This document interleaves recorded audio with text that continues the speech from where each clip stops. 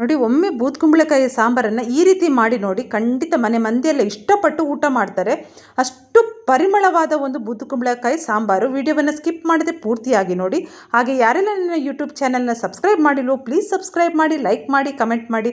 ಆದಷ್ಟು ನಿಮ್ಮ family friends ಜೊತೆ ಶೇರ್ ಮಾಡಿ ನನಗೆ ಸಪೋರ್ಟ್ ಮಾಡಿ.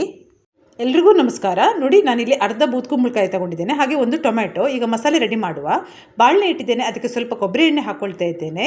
ಕೊಬ್ಬರಿ ಎಣ್ಣೆ ಬಿಸಿಯಾಗಿದ್ದ ತಕ್ಷಣ ನಾನಿಲ್ಲಿ 1.5 ಸ್ಪೂನು ಉದ್ದಿನಬೇಳೆ, ಹಾಗೆ 2.5 ಸ್ಪೂನು ಕೊತ್ತಂಬರಿ ಬೀಜ, 1/4 ಸ್ಪೂನು ಮೆಂತೆ ಹಾಕ್ಕೊಳ್ತಾ ಇದ್ದೇನೆ. ಹಾಗೆ 8 ಬ್ಯಾಡಗಿ ಮೆಣಸಿನ್ಕಾಯಿ. ಇದನ್ನು ಚೆನ್ನಾಗಿ ನಾವೀಗ ಹುರ್ಕೊಳ್ಬೇಕು, ಫ್ರೈ ಮಾಡ್ಕೊಳ್ಬೇಕು.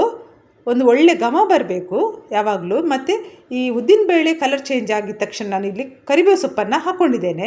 ಇದನ್ನು ಚೆನ್ನಾಗಿ ನಾವು ಫ್ರೈ ಮಾಡುವ. ಉದ್ದಿನಬೇಳೆ ಫ್ರೈ ಮಾಡುವಾಗ ಯಾವಾಗಲೂ ಅದು ಕಪ್ಪಾಗಬಾರ್ದು. ಹಾಗೆ ನೋಡಿ, ಕರಿಬೇವು ಸೊಪ್ಪು ಕೂಡ ಒಳ್ಳೆ ಪರಿಮಳ ಕೊಡ್ತಿದೆ. 1 ಸ್ಪೂನು ಜೀರಿಗೆ ಹಾಕ್ಕೊಂಡಿದ್ದೇನೆ. ಇದನ್ನು ಚೆನ್ನಾಗಿ ನಾವೀಗ ಫ್ರೈ ಮಾಡ್ಕೊಳ್ಬೇಕು. ಈ ಥರ ಸಾಂಬಾರು ಮಾಡಿದರೆ ಅನ್ನಕ್ಕೆ ತುಂಬಾ ಚೆನ್ನಾಗಿರ್ತದೆ. ಒಂದು ಉಪ್ಪಿನಕಾಯಿ ಹಪ್ಪಳ ಇದ್ದರೆ ಸಾಕು. ನೋಡಿ, ಚೆನ್ನಾಗಿ ಫ್ರೈ ಆಗಿದೆ. ನೋಡಿ, ಈ ರೀತಿ ಫ್ರೈ ಆಗಬೇಕು, ಕಪ್ಪಾಗಲಿಲ್ಲ ನೋಡಿ. ಈಗ ಇದನ್ನೊಂದು ಮಿಕ್ಸಿ ಜಾರಿಗೆ ಹಾಕಿ ನಾವು ಗ್ರೈಂಡ್ ಮಾಡ್ಕೋಬೇಕು. ಫಸ್ಟಿಗೆ ನಾನು ಬರೀ ಮಸಾಲೆ ಮಾತ್ರ ಹಾಕ್ತೇನೆ, ತೆಂಗಿನಕಾಯಿ ಹಾಕಲ್ಲ. ಇದನ್ನು ಫಸ್ಟ್ ನಾನು ಪುಡಿ ಮಾಡ್ಕೊಳ್ತಾ ಇದ್ದೇನೆ. ಇದನ್ನು ನಾವು ಸಾಫ್ಟಾಗಿ ಪುಡಿ ಮಾಡ್ಕೊಳ್ಬೇಕು. ಈಗ ಇದಕ್ಕೆ ಸ್ವಲ್ಪ ಅರಿಶಿನ ಹಾಗೆ ಸ್ವಲ್ಪ ಹುಣಸೆಹಣ್ಣು ಹಾಕ್ಕೊಳ್ತಾ ಇದ್ದೇನೆ. ನೋಡಿ, ಮಸಾಲೆ ಪುಡಿ ಆಗಿದೆ. ಈಗ ನಾವು ಇದಕ್ಕೆ ತುರಿದಿಟ್ಕೊಂಡಿರುವಂಥ ತೆಂಗಿನಕಾಯಿಯನ್ನು ಹಾಕ್ಕೊಂಡು ನಾವು ಗ್ರೈಂಡ್ ಮಾಡ್ಕೋಬೇಕು. ಮಸಾಲೆ ಗ್ರೈಂಡ್ ಆಗಿದೆ. ಕಟ್ ಮಾಡಿ ಇಟ್ಕೊಂಡಿರುವಂಥ ಬೂದ್ಕುಂಬಳಕಾಯಿಯನ್ನು ನಾವೀಗ ಬೇಯಿಸ್ಕೋಬೇಕು. ಬನ್ನೀಗ ಬೇಯ್ತಾ ಉಂಟ ನೋಡುವ. ನೋಡಿ, ಸ್ವಲ್ಪ ಬೆಂದ ನಂತರ ನಾವಿದಕ್ಕೆ ಸ್ವಲ್ಪ ಬೆಲ್ಲ ಹಾಗೆ ರುಚಿಗೆ ತಕ್ಕಷ್ಟು ಉಪ್ಪನ್ನು ಹಾಕಬೇಕು. ಕಟ್ ಮಾಡಿ ಇಟ್ಕೊಂಡಿರುವಂಥ ಒಂದು ಟೊಮೆಟೊವನ್ನು ಹಾಕಿ ಇನ್ನು ನಾವು ಇದನ್ನು ಚೆನ್ನಾಗಿ ಬೇಯಿಸ್ಕೋಬೇಕು. ಬನ್ನಿ, ಈಗ ಬೆಂದಿದೆಯಾ ನೋಡೋಣ. ನೋಡಿ, ಎಷ್ಟು ಚೆನ್ನಾಗಿ ಕುದೀತಾ ಉಂಟು ನೋಡಿ, ತುಂಬ ಚೆನ್ನಾಗಿ ಬೆಂದಿದೆ ಕೂಡ. ಬೆಂದದ್ದು ಸಾಕು. ಈಗ ನಾವು ಇದಕ್ಕೆ ಗ್ರೈಂಡ್ ಮಾಡಿ ಇಟ್ಕೊಂಡಿರುವಂಥ ಮಸಾಲೆಯನ್ನು ಇದಕ್ಕೆ ಹಾಕಿ ಚೆನ್ನಾಗಿ ಕುದಿಸ್ಕೋಬೇಕು, ಹದ ಮಾಡ್ಕೊಳ್ಬೇಕು. ನಮಗೆ ಯಾವ ರೀತಿ ಬೇಕು ನೋಡಿ ಆ ರೀತಿ ನಾವು ಹದ ಮಾಡ್ಕೊಳ್ಬೇಕು.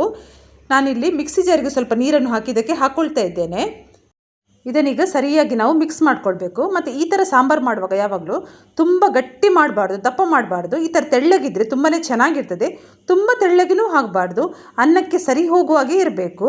ಈಗ ಇದನ್ನು ಮುಚ್ಚಳ ಮುಚ್ಚಿ ಕುದಿಸುವ. ಈಗ ಮಸಾಲೆ ಕುದೀತಾ ಉಂಟು ನೋಡೋಣ. ನೋಡಿ, ಕುದೀತಾ ಉಂಟು, ಚೆನ್ನಾಗಿ ಕುದಿಬೇಕು ಇದು. ಈಗ ಉಪ್ಪು ಏನಾದರೂ ಕಡಿಮೆ ಇದ್ದಲ್ಲಿ ನಾವೀಗ ಉಪ್ಪನ್ನು ಹಾಕ್ಕೊಳ್ಬೇಕು. ಸ್ವಲ್ಪ ಉಪ್ಪು ಕಡಿಮೆ ಇದೆ, ಈಗ ಹಾಕ್ಕೊಳ್ತಾ ಇದ್ದೇನೆ. ಇನ್ನು ಇದು ಚೆನ್ನಾಗಿ ಕುದಿಬೇಕು.